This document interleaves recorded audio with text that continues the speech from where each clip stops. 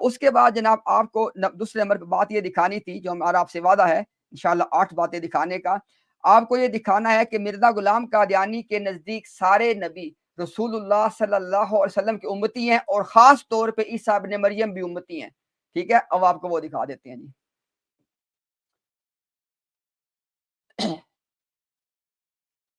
یہ جناب ہے ہاں روحانی خزائن والیوم نمبر 4 پیج نمبر 2.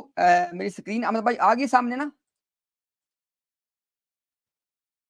اچھا ٹھیک آ گئی جی. روحانی خزائن والیوم نمبر 4 پیج نمبر 247.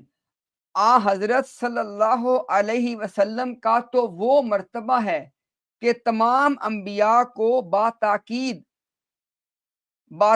باتاکید تمام حکم ہوا ہے اور ان سے اقرار و میثاق لیا گیا ہے کہ وہ سب نبی پاک صلی اللہ علیہ وسلم پہ ایمان لائیں. اور آگے سورہ آل عمران کی آیت کوٹ کی گئی ہے وَإِذْ أَخَذَ اللَّهُ مِيثَاقَ النَّبِيِّينَ, یعنی جو سورہ آل عمران کی جو آیت ہے نبیوں سے میثاق لیا گیا. مرزا غلام قادیانی کہتا ہے کہ یہ جو آیت ہے اس میں تمام انبیاء سے نبی پاک صلی اللہ علیہ وسلم کے متعلق ایک وعدہ لیا گیا.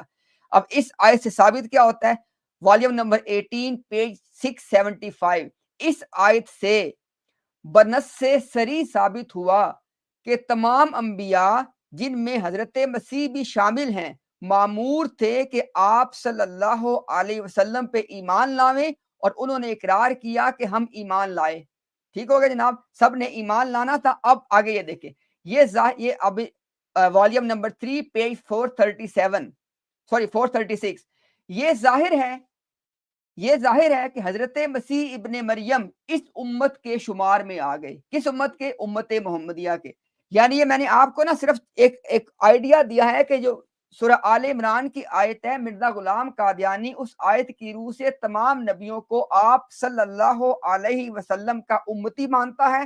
اور خاص طور پہ دیکھیں آپ کو ابن مریم کے حوالے سے 2 ٹوک الفاظ میں دکھا دیا, اور دکھا دیں والیوم نمبر 21 پیج نمبر 200.